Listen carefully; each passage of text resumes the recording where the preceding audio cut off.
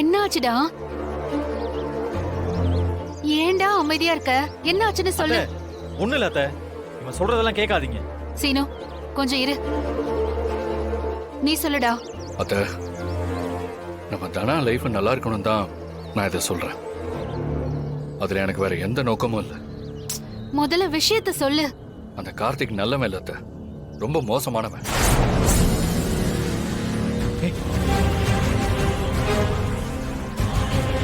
என்னடா மாப்பிள்ளை பத்தி இப்படி சொல்ற?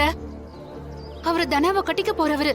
அவனை மட்டும் அவ கட்டிக்கிட்டான்னா அவ வாழ்க்கையே போயிடும் அத்தை.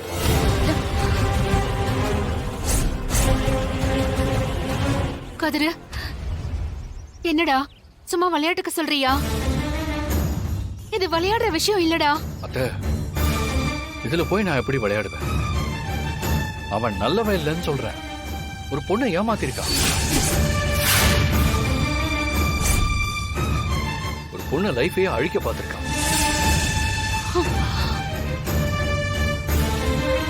என்ன கதிரு இப்படி சொல்ற?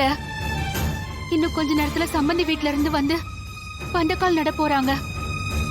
இப்ப வந்து இப்படி சொல்ற? கதிர், எங்களுக்கு கார்த்திக் சாரை பத்தி நல்லாவே தெரியும். தனாவோட லைஃபுக்காக அவரு நிறைய விஷயங்கள் பண்ணிருக்காரு. தனா பெரிய பேட்மிண்டன் பிளேயர் ஆகணும்னு அவரு ரொம்ப ஆசைப்பட்டாரு. அவர் எப்படி தனாவோட வாழ்க்கையை கெடுப்பாரு? யாரோ அவனுக்கு தப்பான தகவலை சொல்லிருக்காங்க. ஆமா கதிரு, இந்த ரெண்டு குடும்பமும் ஒன்னா சேரக்கூடாதுன்னு நிறைய பேர் நினைக்கிறாங்க. அதுல யாரோ உன்னை இந்த மாதிரி குழப்பி இருக்கலாம்.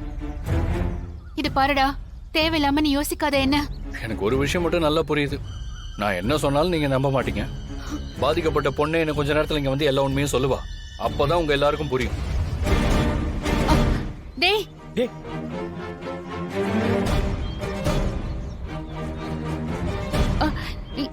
என்ன மாயா இது? இவன் இப்படி சொல்லிட்டு போறான். அத்தை கொஞ்ச நேரத்துக்கு முன்னாடிதான் இந்த கல்யாணம் எந்த சிக்கலும் இல்லாம நடக்கணும்னு சொல்லிட்டு இருந்தாங்க. இப்போ இவன் வந்து இப்படி பேசுறான். எனக்கு பயமா இருக்கு.